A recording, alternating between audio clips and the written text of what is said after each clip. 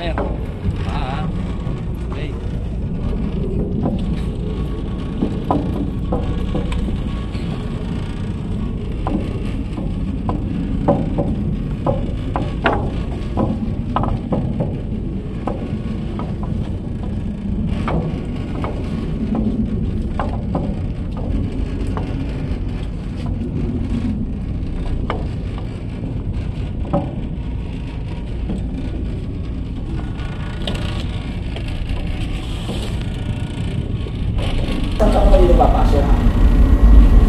Bigay. Pag yung gilid, nandito yung pare. Sabi dito, sapagkat sa biyaya kayo naligtas sa pamagitan ng pananampalataya at ito'y hindi sa pamagitan ng inyong sarili. Ito'y kaloob ng Diyos. Ito'y parang regalo. Exodus chapter 16. Ngayon, kung ang kaligtasan, papasok dito sa pilis ayun. yung pare. Ngayon, kung ang kaligtasan ay parang regalo. Diba? At Magkakaroon ba ng kabuluhan yung regalo pag hindi nyo yan i-open? Yung ano, yung Kailangan natin i-open yan. Yung mga Kung anong nasa loob niyan. Sa labas ng arko. Kasi may requirement pa yan sa loob niyan. Sabi dito, hindi sa pamagitan ng mga gawa upang ang sinuman ay huwag magmalaki. Kaya nga sinasabi ko sa inyo, hindi pwedeng sabihin mo ay hindi ko lang tatanggapin si Jesus Christ. Gagawa na lang ako ng mabuti. At least hindi ako nakakalam.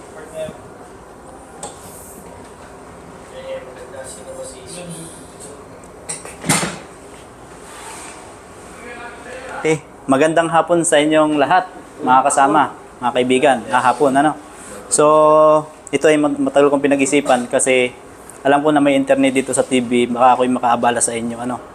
Kaya lang, medyo mabigat sa kalooban ko na ako'y may nalalaman at hindi ko ito i-share sa inyo. So, ito ay pure na galing sa Bible lang ang aking itatalakayin sa inyo at pwede nyo din kunin yung mga verse na aking gagamitin. So, ngayon, ang aking ipipresent sa inyo ngayon ay kung sino ba talaga si Jesus Christ. So alam nyo, nung ako ay hindi pa nagbabasa ng Biblia, ang pagkakaalam ko kay Jesus Christ, nung pinanganak siya pa lang ni Mary, doon pa lang yung existence niya. Pero nung ako'y nagbasa ng Biblia, dito ko nalalaman na mas malawak pa pala, mas malayo pa pala siya doon. And then, bago tayo magpasimula, ay aanyayahan ko muna kay ma'am yumuko sa isang panalangin. No? Upo ka dito. Tayo magdadasal. Umupo na lang kayo pag magdadasal tayo. No? Dakilat na habagin Diyos, Ama naming banal, ang tanay na sa mga langit. Panginoon, nagpapasalamat kami sa araw na binigyan niyo sa amin para pagbulay-bulayan ang inyong mga salita. Panginoon, dinadalangin ko na patawarin niyo ang mga kasalanan ng amin lahat sa mga oras na ito upang maging kalugod-lugod sa inyo ang aming pong gagawin na pag-aaral. Panginoon, patnubayan po kami lahat at ito po yung aking dinadalangin sa pangalan po ng aming Panginoong Hesus. Amen. Okay. Ako'y nagpapasalamat talaga kasi kayo ay nandito sa na ito. So, ito ay pure Bible lang. Wala akong sasagasaan na kahit na anong religion na kumbaga ako'y magmamagaling sa inyo. Walang ganon. Gusto ko lang na i-share sa inyo kung ano yung nababasa ko sa Biblia. So, ito yung video dun sa kapanganakan ni Jesus Christ dun sa Bethlehem. Wala akong ibang picture na nakukuha sa aking laptop. Pero pansinin nyo dito sa John chapter 5 verse 39. So, pansinin nyo ha. Dito ako sa kabila. Sabi dito, saliksikin ninyo ang mga kasulatan. Hindi ako nakikita sa video. Saliksikin ninyo ang mga kasulatan sapagkat iniisip ninyo na sa mga yaon ay mayroon kayong buhay na walang hanggan. At ang mga ito'y siyang nagpapatutuos tung. So, pansinin nyo dito, anong kasulatan yung binabanggit dito? Anong kasulatan ito? Yan by New Testament o Old Testament? Itong kasulatan na pinapabasa sa atin, sa kanila ni Jesus Christ, ito po ay Old Testament. Kasi yung New Testament hindi pa dito napapasulat. Kasi yung New Testament, siya po ay nakanonize or nasulat nung si Jesus Christ ay umakyat na sa langit. Nung time na ito, si Jesus Christ po ay nangangaral pa lang. Ito ay around 27 BC up to 27 AD hanggang 31 AD. Diyan yung pangangaral niya. At pansinin nyo, sa pagsasaliksik natin sa kasulatan, na ito yung ating gagawin ngayon, ano yung pangako? Buhay na walang hanggan. Sa pansinin nyo, buhay na walang hanggan, hindi natin ito kayang ma-attain kahit na anong yaman pa mayroon tayo. Kasi ito galing lang sa Diyos, nagmumula. So, sabi pa dito sa John chapter 8 verse 56. Sabi dito, nagalak ang inyong amang si Abraham na makita ang aking araw at nakita niya at natuwa. So, ang ating topic ngayon ay kung sino talaga si Jesus Christ. So, dito sa talatang ito, nakikita natin na si Jesus Christ, pinapakilala niya na nakita siya ni Abraham. Ang tanong, kailan nabuhay si Abraham? Si Abraham nabuhay around BC to 1500 BC. Hindi si Jesus Christ, kailan siya ipinanganak? Around 3 to 4 BC. Around, ang pagitan, nasa 2,000 years. Diba? So, pero sabi niya, nakita yung araw niya ni Abraham. Kaya nga, ito pa yung kasunod na talata, sabi dito sa John 8:57, sa patuloy na verse. Sinabi nga sa kaniya ng mga Hudyo, wala ka pang 50 taon at nakita mo si Abraham. Wala ka pang 50 years old, tapos nakita mo si Abraham. Na ito yung nagiging dahilan kung bakit, sabi nga dito, sa John 8:58, sinabi sa kanila ni Jesus, katotohanang sinasabi ko sa inyo, bago ipinanganak si Abraham, ay ako nga. Ibig sabihin, mas una pa siya kay Abraham. Di ba? Pag sa English, alam niyo sa King James Version, ito yung share ko sa inyo, kapag pula yung italic, yan ay si Jesus Christ ang nagsasalita, hindi yung writer. Si Jesus Christ mismo ang nagsasalita dyan. Yung dito sa katotohanan, pag sinabing katotohanan, inuulit yung word na katotohanan, yan ay totoong totoo. Pag sa Biblia. Sabi niya, una pa siya kay Abraham. So sabi dito sa John 8:59, sila nga ay nagsipagdampot na mga bato upang ihagi sa kanya. Datapwat nagtago si Jesus at lumabas sa templo. Pansinin niyo, hindi si Jesus Christ pinapakinggan ng mga Hudyo. Bagkus gusto pa siyang patayin. Kasi bakit? Sabi niya, una pa siya kay Abraham. Yun yung dahilan. And then, dito naman sa John 17 verse 5. So natutunan natin si Jesus Christ una pa kay Abraham. Pero dito sa John 17 verse 5, ito yung sabi, at ngayon, Ama, luwalhatiin mo ako sa iyo rin ng kaluwalhati ang aking tinamo sa iyo bago ang sanlibutan ay naging gayon. So mayroon pala siyang kaluwalhatian at tinamo galing sa kanyang Ama bago pa itong sanlibutan natin create. Diba? At in fact, pag inyong pag-aralan si Jesus Christ, madadaanan din natin mamaya, siya ang lumalang ng planet Earth. Diba? Siya ang lumalang ng planet Earth. And then dito sa hindi lang yung word ang kanyang nilalang. Hindi lang yung sanlibutan ang kanyang nilalang. Pag-aralan natin itong aklat ng Hebreo, chapter 1, verse 2, saka dito sa chapter 11, verse 3, pansinin nyo, ang nilalang ng Panginoon hindi ilang word, kundi yung words. Plural ito.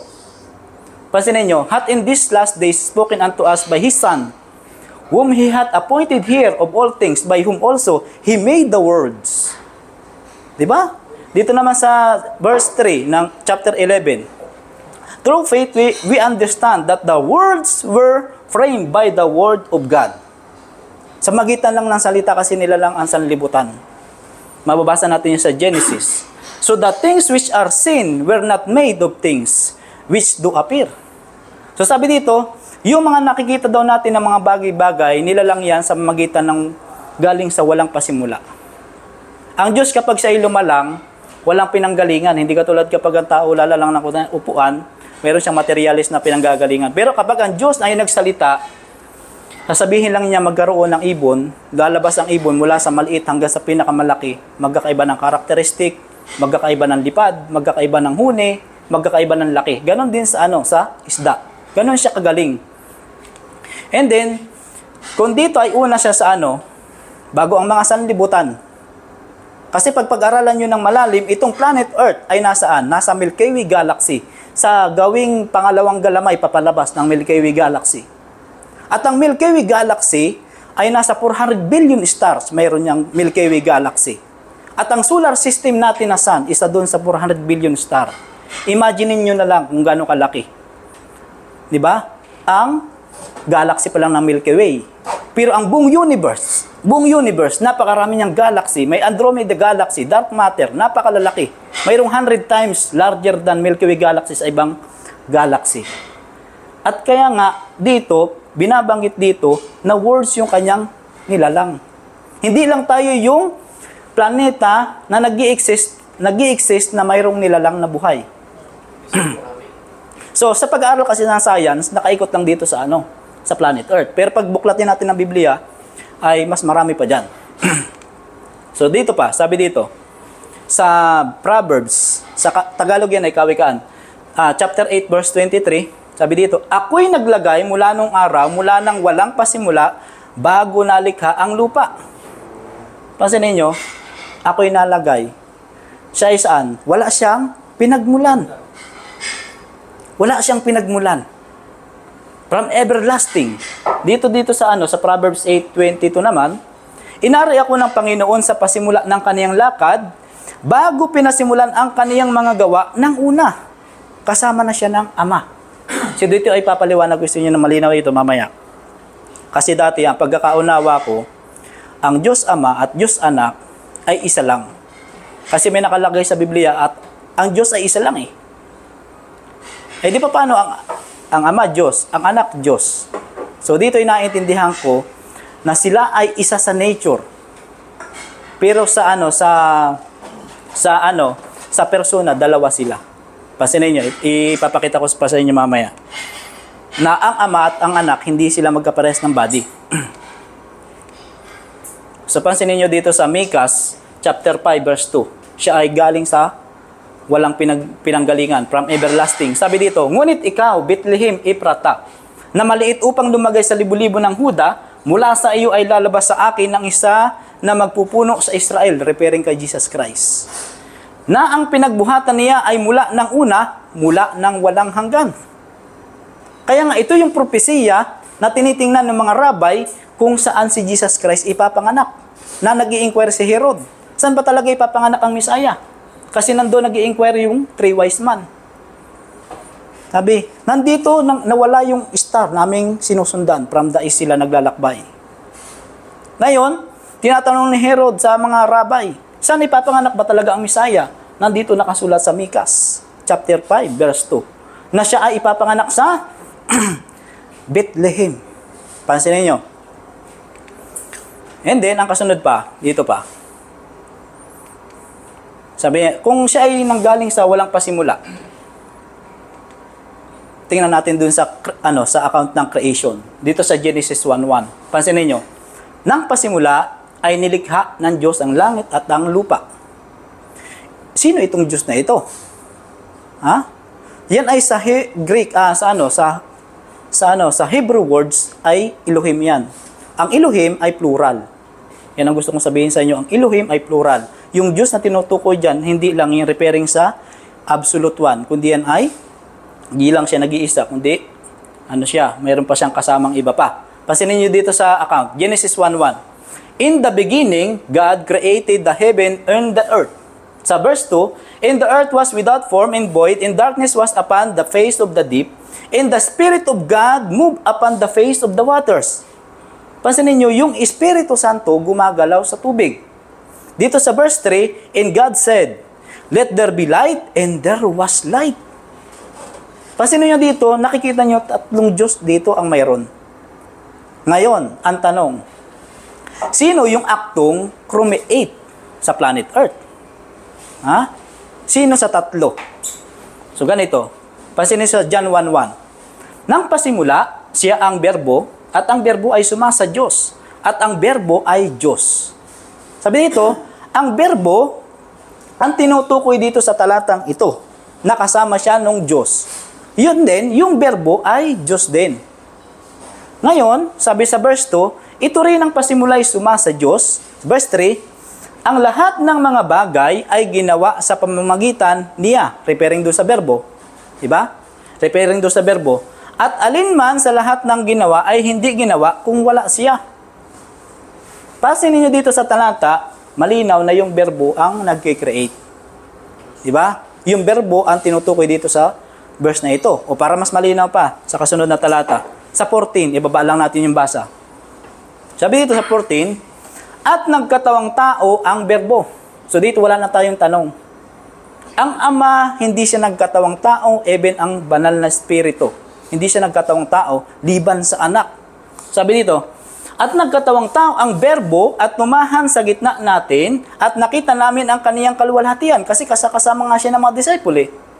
Kaluwalhatian gaya ng sabugtong ng Ama na puspos ng biyaya at katotohanan. Malinaw, sino ang nag-create? Ama ba? Holy Spirit o si Jesus Christ? So ganito, sila ay magkakasamang tatlo sa pag-create. Ang God the Father planner, and then yung banal na Espiritu, nandun siya sa waters. Kasi sa aking pag-aaral, pansinin nyo, sa creation, hindi na ng Panginoong Diyos nilalang ang tubig. Nandyan na yan. In-split na lang yan into 2. Sa day 2. Sa day 2 yan. And then, yung pansinin nyo, yung anak, yun yung nagkatawang tao. Malinaw. Ano pang tanong natin dyan?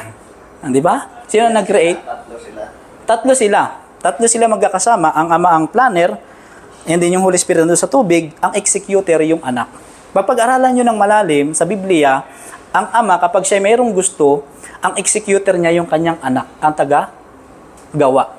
Kahit nga doon sa mga sanlibutan na binanggit kanina, si Jesus Christ din. So ibig sabihin, gaano siya katagal? Si Jesus Christ, walang siyang pinagmulan. Oo, wala siyang pinagmulan na dito nare-reconcile ko. Sabi ko, kala ko si Jesus Christ, nag-exist lang siya nung pinanganak siya ni Maria, which is not. Hindi siya, wala siyang pinanggalingan. So malinaw yan. Sabi dito sa Hebreo, chapter 1, verse 2. At nagsalita sa atin sa mga huling araw na ito, sa pamagitan ng kaniyang anak, yung nagsasalita dito may anak, di ba? Na siyang itinalaga na tagapagmana ng lahat ng mga bagay na sa magitan naman niya'y ginawa ang sanlibutan. Malinaw, di ba? Yung anak, siya yung tagapagmana. Na siya din niyang gumawa ng sanlibutan.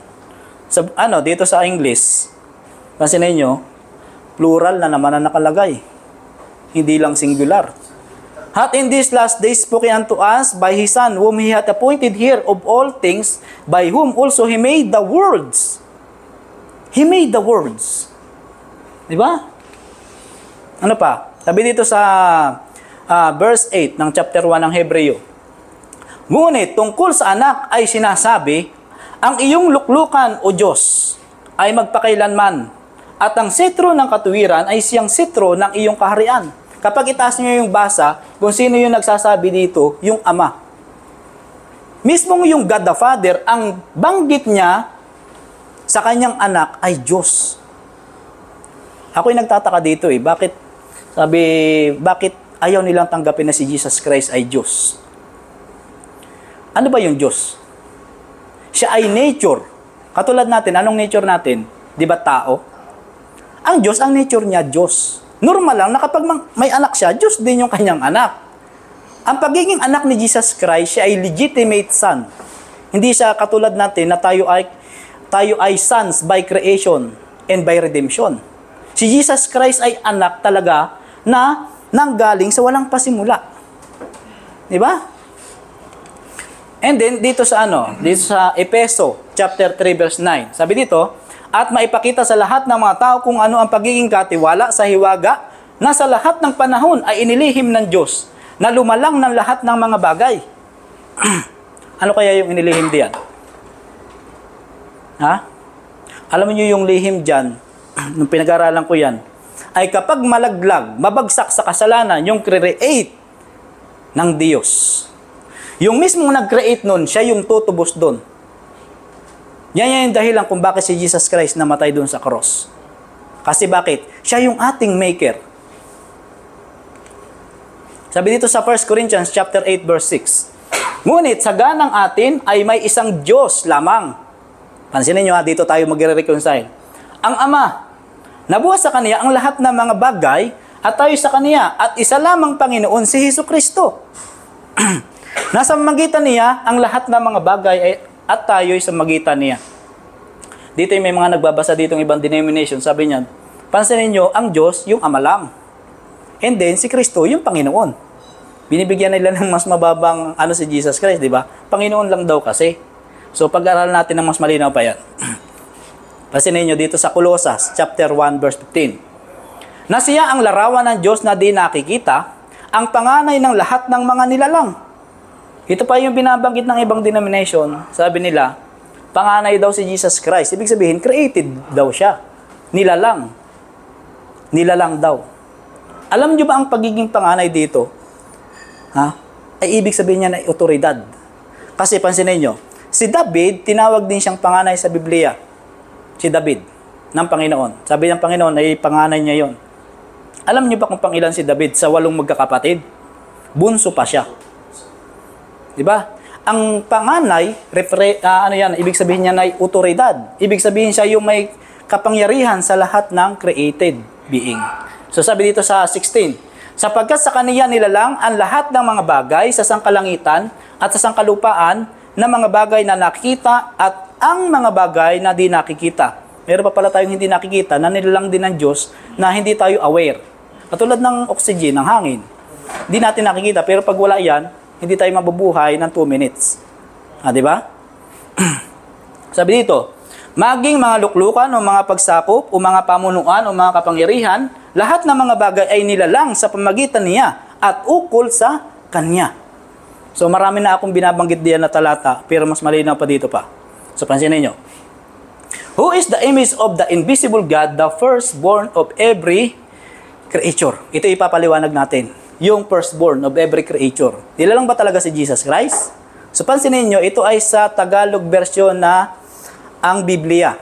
Dito ko to kinukuha. Sabi dito, si Kristo ang larawan ng Diyos na di nakikita at siyang may kapangyarihan sa lahat ng nilikha. Ano ibig sabihin ng panganay? Otoridad yon. Malinaw dito sa talatang ito, di ba? Siya yung may otoridad. Sa 16, sapagkat ang lahat ng nasa langit at nasa lupa nakikita man, yung binasa natin kanina. Sa kasunod. Sabi dito sa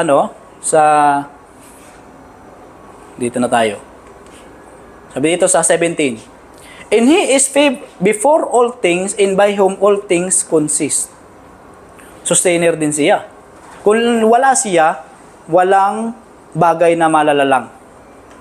Pansinin nyo kung gano'ng kaganda ang At pansinin nyo, si Jesus Christ supposed to be, kung siya may body, siya ay lalaki, di ba? Bakit yung kanyang nilikha, kaya ding ma-appreciate ng babae? Di ba? Tulad ng mga bulaklak. Di ba? Napakagaling niyang Diyos, perfect siyang Diyos.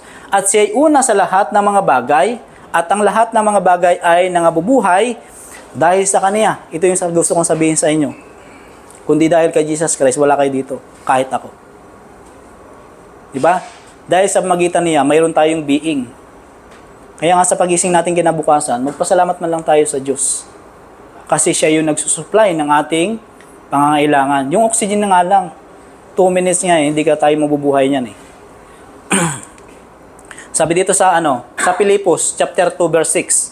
Na siya bagamat nasaan yung Diyos ay hindi niya inaring isang bagay na nararapat panangnan ang pagkapantay niya sa Diyos, kundi bagkus hinubad niya ito at nag-anyong alipin na nakitulad sa mga tao. Ano ibig sabihin ng talatang ito? Ibig sabihin nung siya'y nagkatawang tao, 100% na siya ay tao. Pero hindi ibig sabihin na tao lang siya. Bakit? Sabi nito, hinubad niya ito. Kung siya'y tao lang, ano pa yung kanyang hinubad? Diba? Ako'y nag-iisip dito sa talatang ito na questionable sa iba. Si Jesus Christ daw ay tao lang. Kung siya'y tao lang, ano pa yung hinubad niya? Diba? Ano pa yung hinubad niya? Kung siya'y Diyos, yun, normal na may huhubad rin siya yung kanyang pagiging Diyos bago siya nagkatawang tao. And then, hindi niya ginagawang advantage yung kanyang pagiging Diyos. Bagkus siya ay naging mababa. Alam niyo ba kung paano si Jesus Christ ipinanganak? Walang magpatuloy sa kanya. Diba? Walang magpatuloy. Saan siya inihimlay? Doon sa kainan ng mga dungki. Hindi nga siya ipinanganak sa katre. Hindi siya ipinanganak sa kama. Pero siya ipinanganak saan? Sa sabsaban. Diba? Tapos, ano pa? Sabi dito, who being in the form of God, do it not robbery to be equal with God. Itong form ng Form of God, ito yung kanyang hinubad. Bago siya nagkatawang tao. Ito yung pansinin nyo ha. Si Jesus Christ, siya yung lumalang ng sanlibutan. Pag titingnan natin yung account sa Genesis chapter 1, from day 1 hanggang day 6 hanggang day 7, paano niya nilalang ang sanlibutan? Ano yung nilalang niya sa first day? Magkaroon ng liwanag at nagkaroon ng liwanag. Second day, mahiwalay ang tubig sa tubig. Nilalang ng Panginoon yung firmament, yung langit, yung oxygen, second day. Third day, anong nilalang niya? Sabi ng Panginoon, lumitaw ang kalupaan. Yung tinatawag na supercontinent. Sa salita lang yon. Lumitaw yung tuyo, yung lupa. Pagdating ng fourth day, sabi ng Panginoon, magkaroon ng liwanag, yung araw, to rule the day, and moon to rule the night, saka yung mga bituin. Sa salita lang yon. Gano'n siya ka-powerful. And then, pang fifth day, ano yung kanyang nilalang? Yung ibon, yung isda. Pang sixth day, ano yung kanyang nilalang? Yung animals. And then, sa kanya nilalang yung tao. Alam nyo, sa lahat ng kanyang nilalang, tao lang yung kanyang hinawakan. At nung ako'y nagbabasa ng Biblia, sabi ko, napakabuti ng Diyos. Bakit? Tayo ay nilalang katulad at kawangis ng ating Creator. May mga nagtatanong nga, bakit ang tao ay dalawang mata? Pwede naman daw na isa, parang si Cyclops. Hindi ganun ang itsura ng Diyos. Diba? Hindi nga tayo pinahintulutan ng Panginoon itsura tayo ng leon o agila. Diba? Kawangis tayo ng Creator natin. Ganun tayo special sa Kanya. But made himself of no reputation and took upon him the form of a servant and was made in likeness of men. Nagpakababa siya Di ba? Kung ikaw mayroon kang kapangyarihan na lumalang, tapos magiging kang servant, kaya natin yon? Ha? Pero yan ay pinagdaanan ni Jesus Christ. Mayroon siyang purpose. Sabi dito sa Acts 2:22, kayong mga lalaking taga-Israel, pakinggan ninyo ang mga salitang ito. Si Jesus na taga-Nazaret, lalaking pinatunayan ng Diyos sa inyo sa magitan ng mga gawang makapangyarihan at mga kababalaghan at mga tanda na ginawa ng Diyos sa pamagitan niya, sa gitna ninyo, gaya rin ng nalalaman ninyo. Ito yung binanggit ko na sa inyo kung bakit siya taga-Nazaret. Kasi siya ay tumira sa Galilea. Sakop yung Nazaret ng Galilee. Kaya binanggit niya na taga-Nazaret si Jesus Christ. So, pansinin niyo, si Jesus Christ yung siya ay nabautismuhan dun sa river ng Jordan, 27 AD. At siya nun ay 30 anyos. Dun siya nagsimula ng kanyang ministry na for 3.5 na siya ay bumubuhay ng patay. Kahit na anong mga sakit na hindi mapagaling, hipo lang ni Jesus Christ ay gumagaling. Yung babae na inaagasan for how many years, hindi umaapat yung kanyang dugo, umawak lang sa lilayan ng damit ni Jesus Christ ay gumaling. Diba? Gaano ka-powerful yan si Jesus Christ? Diba? Na yung kanyang power na yun, hindi na ginawang advantage. Bagkus siya ay naging masunurin. Sabi sa John 11:44, siya napatay ay lumabas na natatalian ang mga kamay. Ito referring kay Lazaro. Sabi, at mga paa ng mga kayong panglibing at ang kaniyang mukha ay nababalot ng isang panyo. Sinabi sa kanila ni Jesus, siya ay inyong kalagan at bayaran ninyo siyang yumaon. Alam niyo ba itong account na ito ni Lazaro? Ito ay pinakang malapit sa puso iyan ni Jesus Christ. Tatlong magkakapatid yan, si Lazaro, si Martha, saka si Maria. Martha, Lazaro. Itong si Lazaro ay namatay 4 days ng patay. Nandun sa libingan. Diba?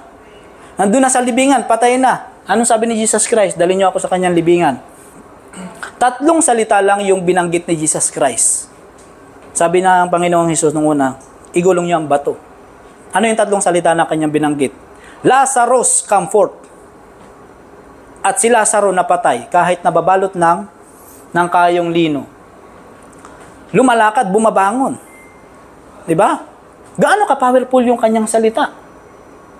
Na walang sino mang makakagaya sa kanya.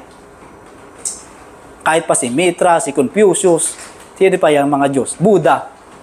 Kaya bang gawin yan yung ginawa ni Jesus Christ? Wala makagagawa nun, kundi si Jesus Christ lang. Sino pa? Sabi dito sa John 10:17, dahil dito'y sinisinta ako ng Ama, sapagkat ibinigay ko ang aking buhay upang kunin kong muli. Pansinin nyo, si Jesus Christ may ganoon siyang kakayahang ibigay yung kanyang buhay kasi ang Diyos hindi siya namamatay. Pero inoffer niya na siya ang magbabayad ng ating kasalanan. Papaliwanag ko sa inyo ng malalimin sa mga susunod na topic. Sapagkat kung paano ang Ama ay may buhay sa kaniyang sarili, ay gayon din namang pinagkalooban niya ang anak na magkaroon ng buhay sa kaniyang sarili. Ano bang buhay ang tinutukoy dito? Ha? Anong buhay yan? Yung buhay ba na ngayon? Na mayroon tayong being? Hindi iyon ang tinutukoy dyan. Ang ibig sabihin sa talatang yan, sa John 5:26, kung Ama may kakayahan siyang lumalang, mayroon siyang kakayahang magbigay ng buhay doon sa mga insekto, doon sa mga animal, sa mga isda, mayroon din siyang kakayahan. Kasi siya ay isa sa Ama. Ako ang Ama ay isa, sabi ni Jesus Christ. Isa sila sa nature. Kung Ama, may power na magbigay ng buhay. The same, si Jesus Christ, mayroon din siyang power na magbigay buhay. Tingnan sa account ng Genesis, nung nilalang ang tao.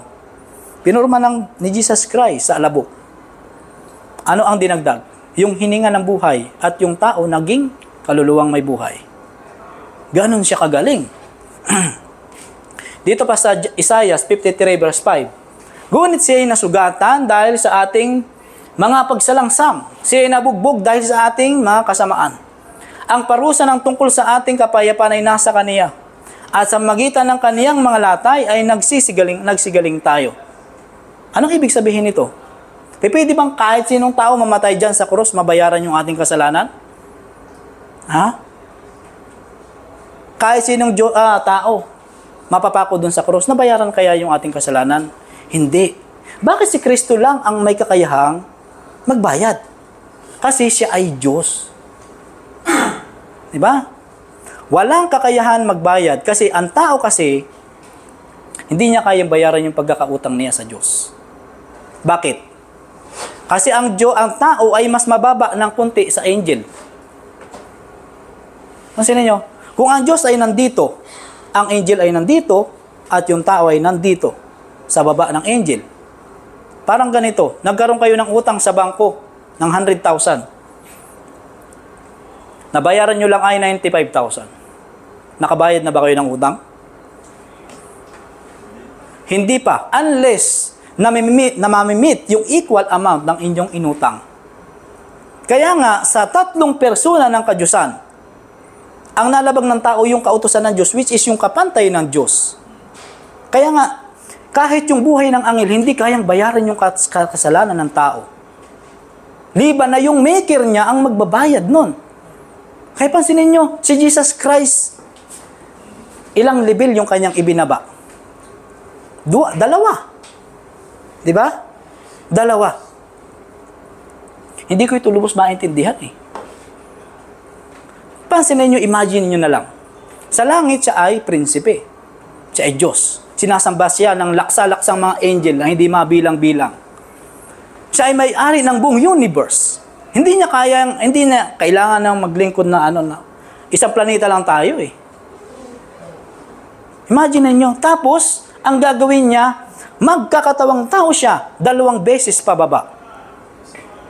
Kung sa ating mental capacity, sa ating pag-iisip, paano natin ibaba yung ating sarili ng 2 beses sa nature? Anong mas mababa sa tao? Sa nature Tama, mix. Animals. At anong mas mababa sa animals? Insekto. Pansinin nyo? Kung tingnan tayo ng Diyos, kung tingnan natin, langgam, di ba? Langgam. O insekto, mga grasshopper. Ganyan kababa yung binaba ni Jesus Christ.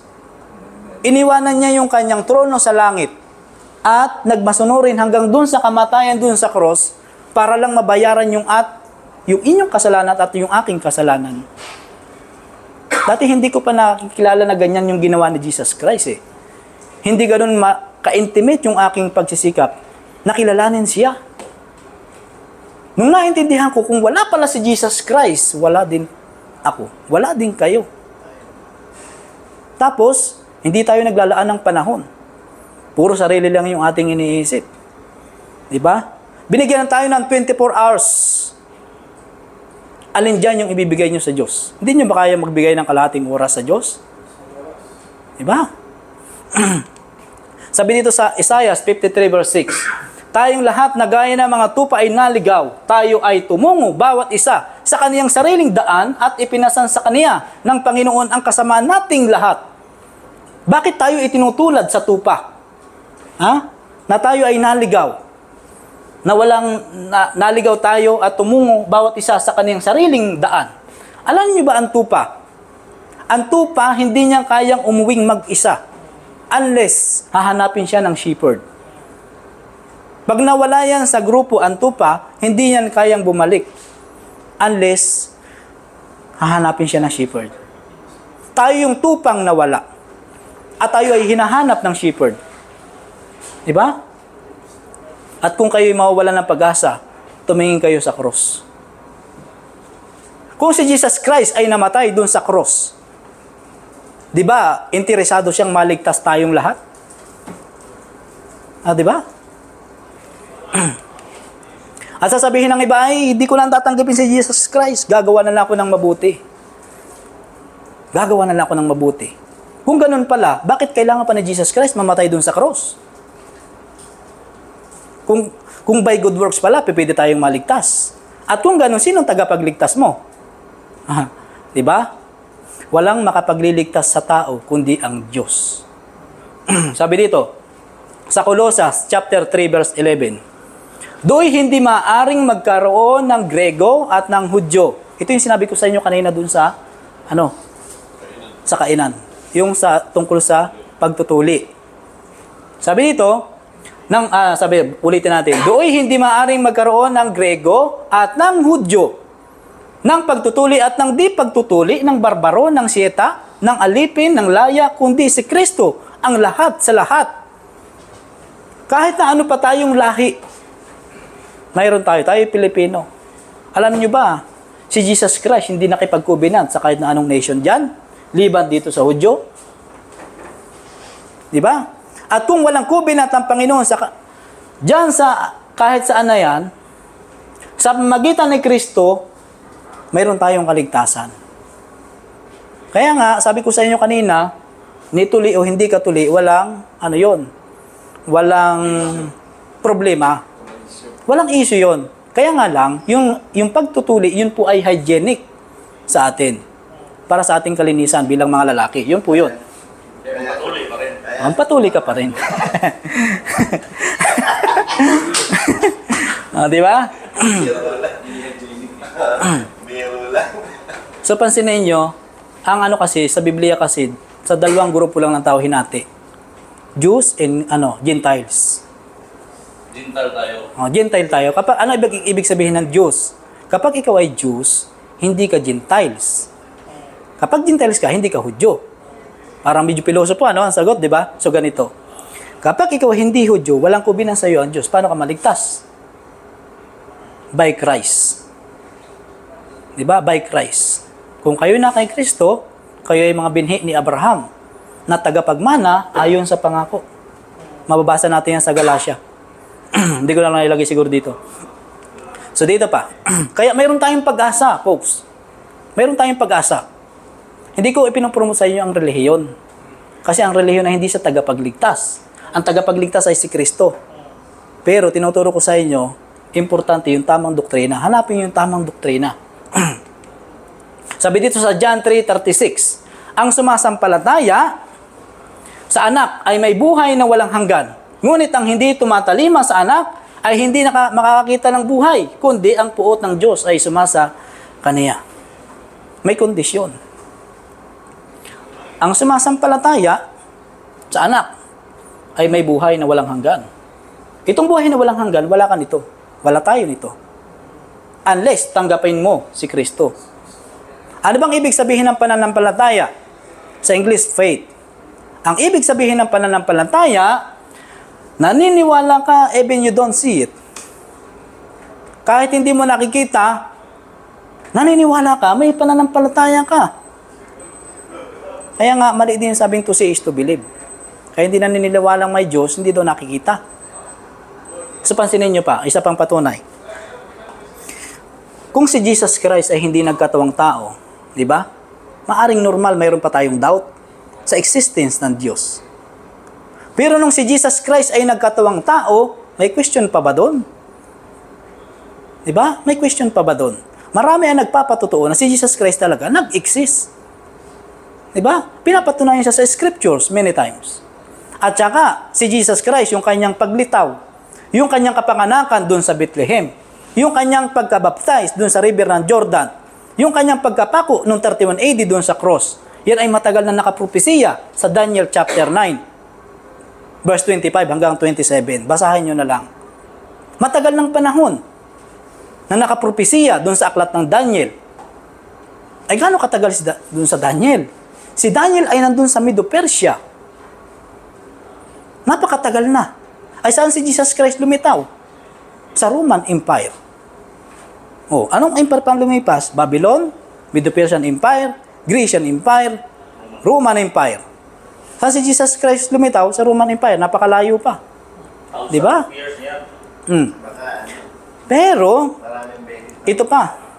Yung paglitaw ni Jesus Christ, on time yung panahon.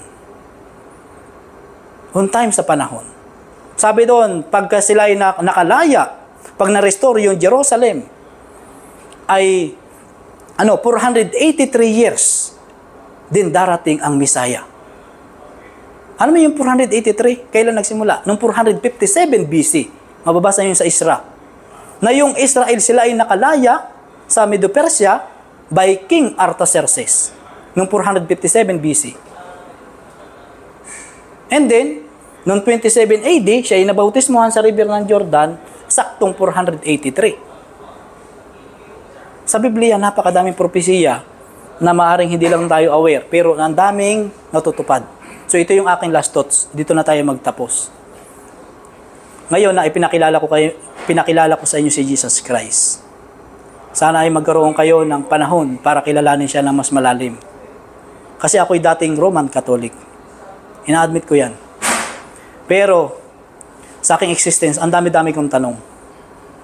Ngayon yung nagtitrigger kung bakit ako nagbabasa ng Biblia. Huwag kayong manatili dun sa isang kondisyon na hindi nyo alam na alam yung buhay nyo. Okay lang na hindi kayo magalingan tayo sa ating propesyon. Pero hindi tayo magaling when it comes sa ating buhay. Ano bang pinakamahalaga? Di ba'y buhay? Ano sabi ni Jesus Christ? Ang katawan ay mas mahalaga kumpara sa damit. At ang buhay ay mas mahalaga kumpara sa katawan. Baka yung ating pinagsisikapan, puro pang katawan. Pagsikapan natin yung para sa buhay. Kasi yung ating buhay, hindi dito nagtatapos. Hindi dito nagtatapos. So pansinin nyo ha, nung si Jesus Christ ay umakyat sa langit, sabi niya, ako'y babalik. Pag ako'y nakapaghanda na ng dakong kalalagyan ninyo, ako'y babalik. Upang kung saan ako dumuon, ay kayo naman ay dumuon. Alam niyo nung si Jesus Christ ay nabuhay. Nabiyak, nung siya'y namatay, nabiyak yung libingan. Marami ang banal na lumabas sa mga libingan. At sumama kay Jesus Christ pakyat ng langit.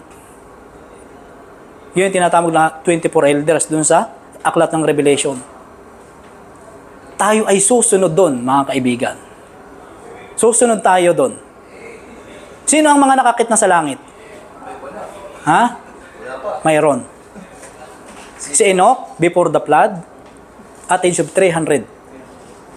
Si Elijah, umakyat sa langit ng buhay. By, yung chariot na apoy. Buhay. Hindi siya tumatayan. Si Moises, siya ay namatay. I think sa bundok ng Moria, kung hindi ako nagkakamali. Namatay siya doon. For a few days, nilibing siya ng angel. After few days, si Jesus Christ, saka yung naglibing na anghel, ay binuhay siya. At dinala sa langit. Yun ay may mga kahulugan.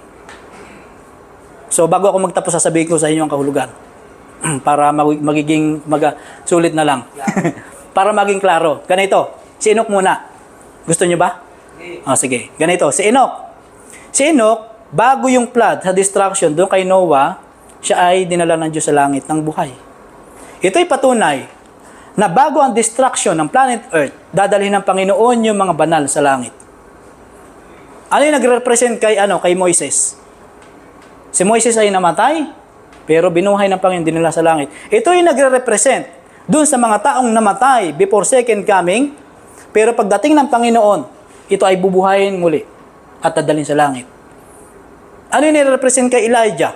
Ito yung mga taong buhay sa pagdating ng Panginoon, na sila ay lumakad sa ngayon sa kautusan ng Panginoon. At sila ay in the twinkling of an eye, sabi doon sa 1 Corinthians 15, 51 hanggang 53, basahin nyo doon. In the twinkling of an eye, they will be changed, incorruptible. Sila ay magbabago, magbibihis ng katawang panglangit. Ito ay panglupa ito. Hindi ito yung pupunta sa langit, kaibigan. Kundi, sa isang kisap mata, bibihisan ka ng katawang panlangit. Hindi tayo ay sasalubong sa Panginoong Hesus sa alapaap. Yun. So si Jesus Christ hindi siya bababa sa second coming sa lupa para mangaral. Take note. Yan ay nakasulat na propesiya na marami ang gagawa ng ganyan na mangangaral daw si Jesus Christ. Yan ay false prophets. So mayroon ba kayong tanong? I hope na nakatulong itong presentation na ito para makilala niyo si Jesus Christ. Pero sa susunod na topic, Nakasulat ba yung pagbabalik kung kailan? oo. Mayroon yan. Ay ipapakita ko sa inyo. Yan, tanong ka, tatawa-tawa ka dyan. Tanong ka para malaman mo. Tanong ka, malalaman mo. Hindi ka nagtanong, hindi mo malalaman. Ano yan, pag-iisipan mo yan. Maganda yung may magpapaliwanag sa atin. Papakita ko sa inyo kung saan mababasa. Kasi mahirap yung hindi nababasa, di ba? Dito. Kita nyo ba?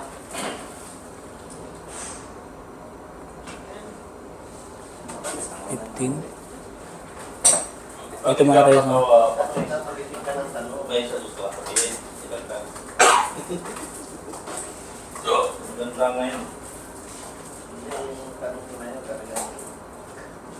Nababasa nyo ba dito? Medyo medyo maliit.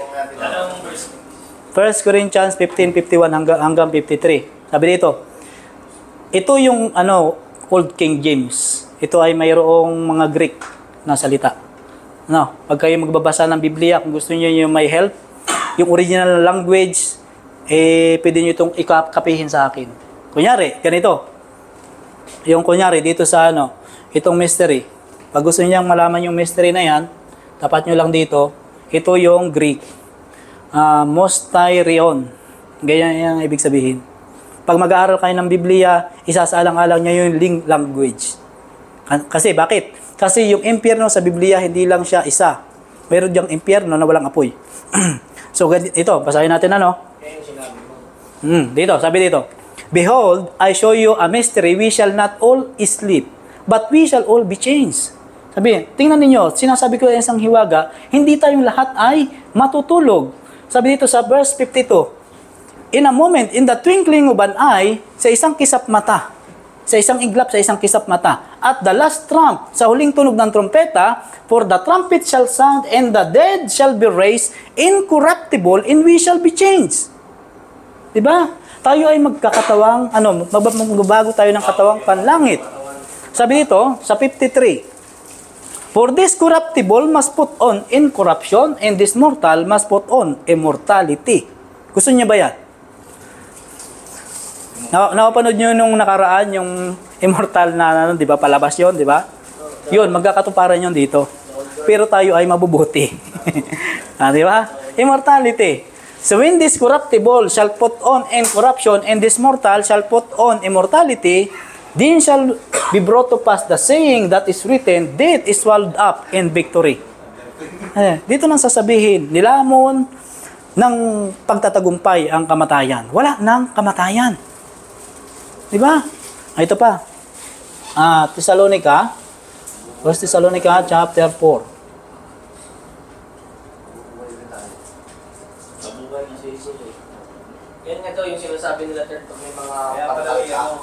next life. Kung sa ano na yan eh. Kung bali sa unang life mo na yan. Ito ha? Ito. Pag lang panganak mo yung mga 15. mark ka sa katawan. 1 Thessalonica Nabuhay mo nun daw. chapter 4 verse 15. For this we say unto you by the word of the Lord. Ito yung sinasabi sa atin sa magitan ng salita ng Diyos, that we which are alive, tayo na nabubuhay ngayon, at nananatili and remain unto the coming of the Lord shall not prevent them which are asleep. For the Lord himself shall descend from heaven with a shout, with the voice of the archangel, and with the trump of God. Sa kasunod, and the dead in Christ shall rise first.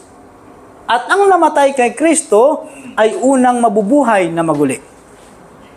Ha? Resurrection tawag na sa English. Ito ay unang pagkabuhay na maguli. Resurrection. Pag sinabing una, ano yung may pangalawa yan? Meron bang, Ha? meron bang paliwanag sa Bible? Halimbawa, namatay ako. Oo. Ano nangyayari sa akin? O sige. Yang tungkol sa patay, itatapi ko sa inyo sa susunod. Ano? Sa susunod. Para May isang tanong na lang ako. Totoo sige. ba yung- Sa Bible kayo kung naabot yan na binanaw na pag oras na namatay ka, tapos ngayon Oo. tapos nabuhay, for example, anak ka, may mark yung katawan mo. Ibig sabihin, nabuhay ka sa unang generasyon. Parang ganun. May- anong yan, marka? Sa India ba na ano ba, yung reincarnation? Oh, ito sasabihin ko sa inyo. Reincarnation. Sagot na yan doon sa ating binasa kanina, di ba? Oh. Pag tayo ay binuhay, remember, kapag tayo ay binuhay, pag galing mo dun sa libingan, hindi na yung katawang panglupa, katawang panglangit na. At kapag katawang panglangit, walang sign ng kahit na ano. May perfect maganda, body. partner. Sabihin, walang, Ngayon kasi walang sa recreate. buhay natin. Walang reincarnation. Walang ganun. Pero Walang ganun. sa Bible may reincarnation. Kunyari, Si Jesus, Oh. meron dyan sa Bible. Lapit ang aso. Reincarnated. Yung aso, Ganon, no? walang ganun. Patunayan ko sa inyo. Ano yun yung? Kunyari ngayon, tao ko. Matay ako. Oh. Pagbuhay ako, naging palaka ako. Reincarnation tawag dyan. Yan yung bilit ng mga Indian. Sa India. Reincarnation. Yung sinasabi ko Kaya hindi na pinapatay yung baka, mga hayop na dahil baka yun daw yung lolo nila. Reincarnation yan.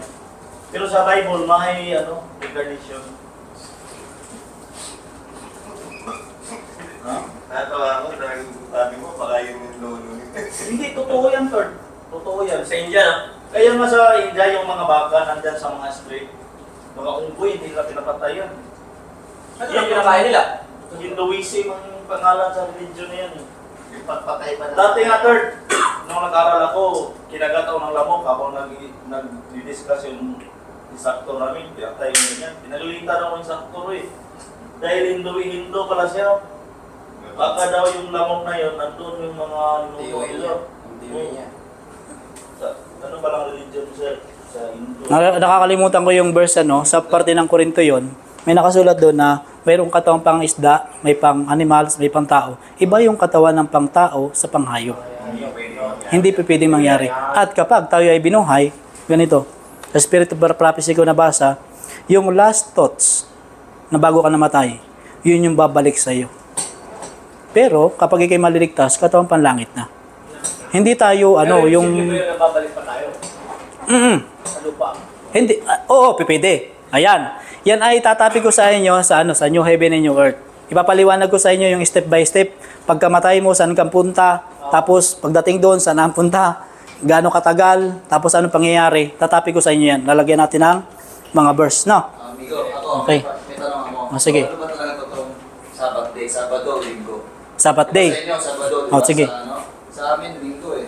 Sige. Linggo, di Huwag ba? na tayong mag-discuss ng mga kaibahan. Sige. Dahil malalim na yan eh. So, ganito. Magkasalungat-salungat yan. Hindi, tanong lang ba? Kasi Oo, lang. tanong lang ako kasi Oo. parang Isang tanong, isang sagot na lang yan eh.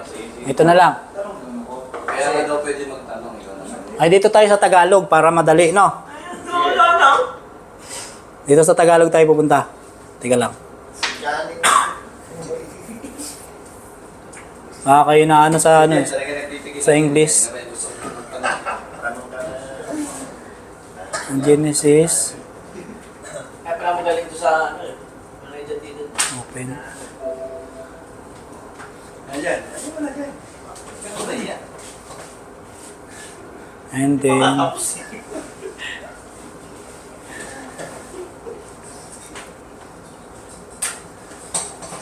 Yan, marami kang katanungan.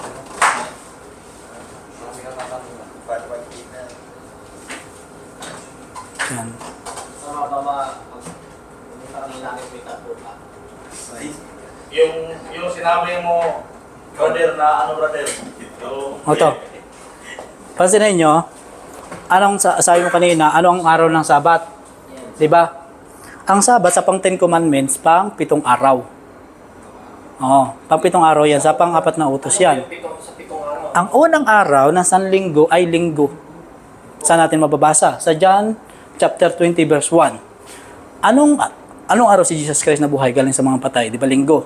Kaya binanggit na linggo ng pagkabuhay.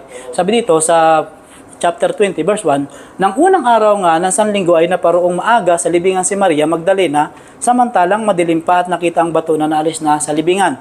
So therefore, si Maria pumunta sa libingan ni Jesus Christ ay linggo. Diba? Si Jesus Christ, namatay siya Friday, 3 o'clock. At nun ay sabi, papalapit na ang Sabat. Ibig sabihin, ang Sabat, next day, after Friday, and before Sunday.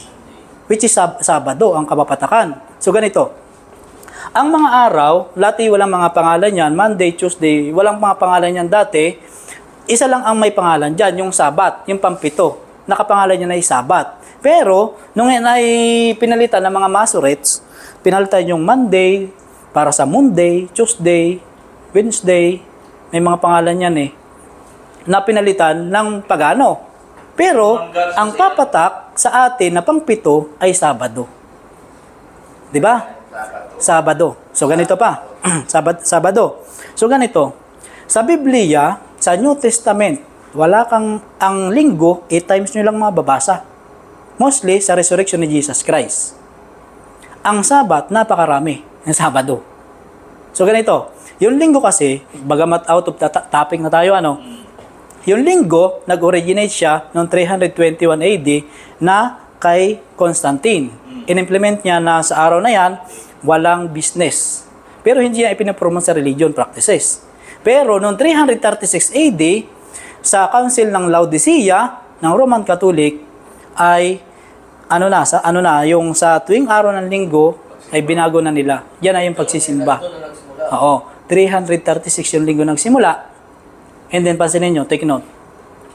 Ako, sa aking opinion lang, kung ako'y susunod, si Jesus Christ yung aking pattern.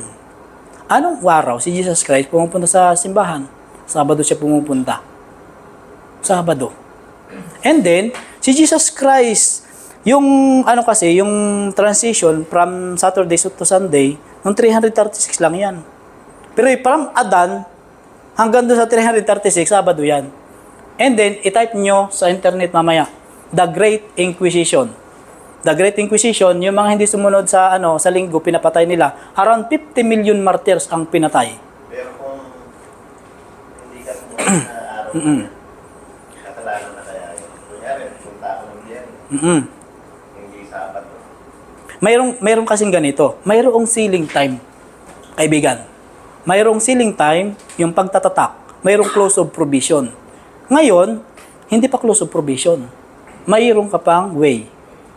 Pero kapag yung sabi nga, may Sunday law kasi na dadating, na kapag ikay matatakan ng hayop, pero ang magtatata ko na Diyos. Pag hindi ka natataka ng Diyos, matatakan ka ng hayop for sure. Sa Revelation 13. Sino ang unang magtatatak? Ay Diyos ang tatak. Ano ang tatak niya? Sabat, kaibigan. Kaya importante yan. Yan ay hindi is a matter of day only. It's a matter of worship. Sa huling kapanahunan, ang issue ay day of worship. Day of worship. Oo, day of worship ang tunggalian. Pwede may ilagdag kayo. Sige. Sirig naman to Sige. Yung sa Mark 2:27 partner. Mark 2. Oh. Yes. Tama yung sabi mo yung yung sinabi mo ngayon, yung worship. Kaya pinangalan ko sa anak ko, Matthew. Mark. Sa Bible. Mark Mark 2:27. Tinignan ko lang yun sa internet eh. Ano kaya nakalagay dyan? 27. Ito. Sinabi niya sa kanila. Oh, sabi pa sila nyo. English? Wala English. Sa English, mamaya. Pansinin nyo. Ano bang sabi yan? Ikaw na kaya magbasa. Para sinabi niya sa kanila, sige. ginawa ang Sabat ng dahil sa tao at hindi ang tao ng dahil sa Sabat. Oh. Hmm. Kung sa English yan, ang nagsalita kasi niyan si Jesus. Hmm. Kung sa English, Sabbath is made for man, not man for the Sabbath. So, ang ibig sabihin, yung sinabi mo nga, kasi nalito sila kung ano ba, kung Biyernes, kung ano, kung hindi ako makano ng Sabado, Biyernes lang ako, sabi ni third. Kaya tama yung sinabi ni Jaime na, ano yung partner? Yung sinabi mo. May tatakan. Hindi yung day of worship ang... Oo, yung day of worship ang ano, ang issue sa huling panahon. Kasi yung sinabi kasi dyan sa Mark 2:27, man, the Sabbath is made for man, not man for the Sabbath. Sino gusto mong paliwanag? Sige. Masyadong natali na yung tao sa ano, nasasakal na sila sa pagsunod dyan sa ano na yan. Marami silang kautusan eh.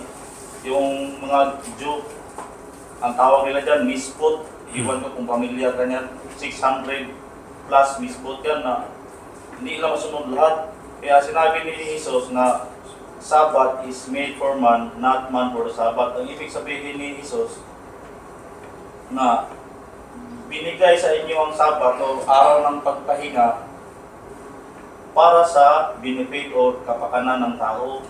Hindi na kailangan yung servisyo ng Sabbath to the point na hindi na kayo masaya, nasasakal na kayo. Kaya sinabi ni Jesus, Sabbath is made for man, not man for the Sabbath.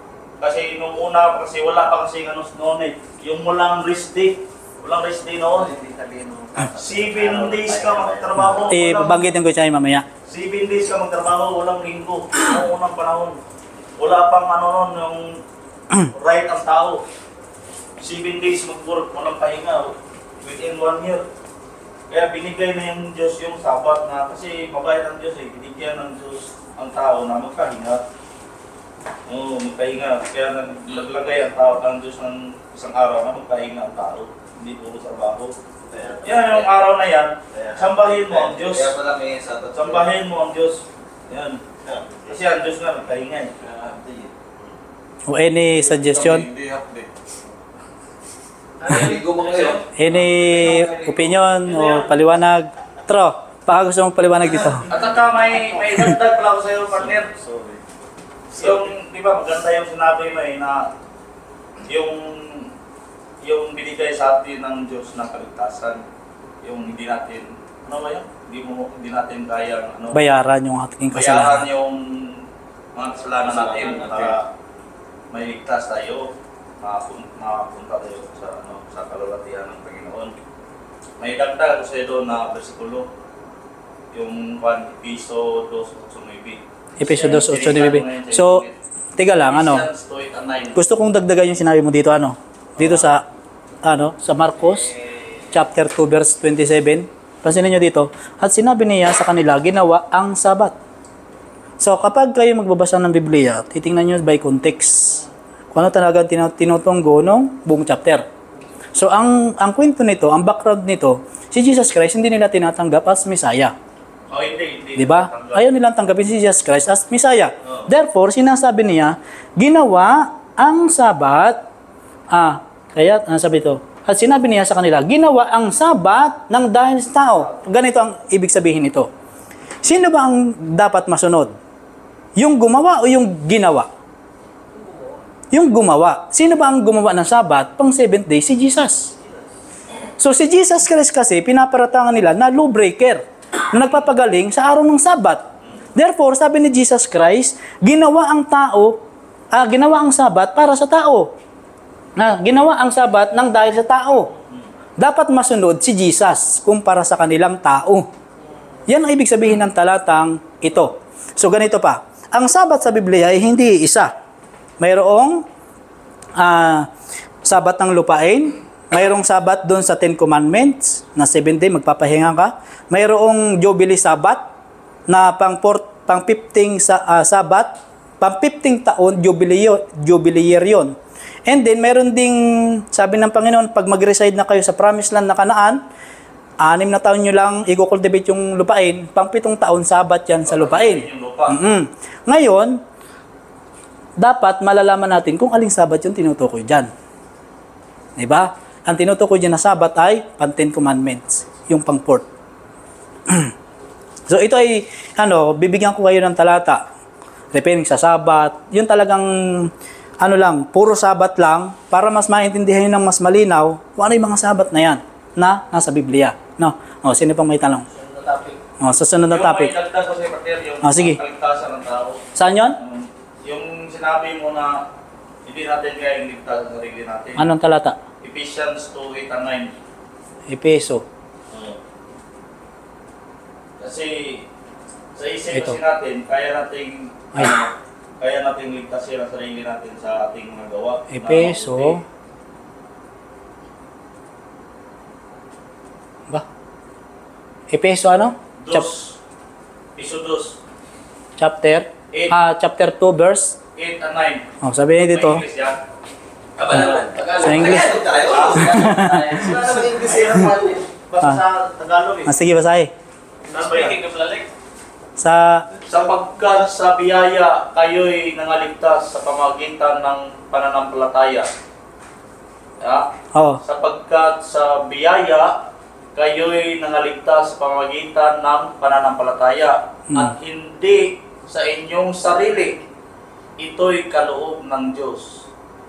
Hindi sa pamagitan ng mga gawa upang ang sinuman ay huwag mapuri.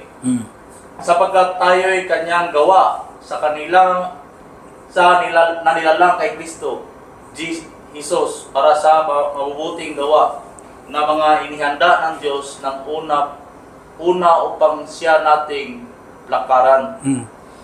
Okay, paliwanag mo. Sa English, for by grace you have been saved through faith, and not by works, so that no one can boast. It is the gift of God. for it is. Ano ba yan pag English? Sige, maganda yan. For it is by grace you have been saved through faith, and this is not from yourselves, it is the gift of God, not by works, so that no one can boast.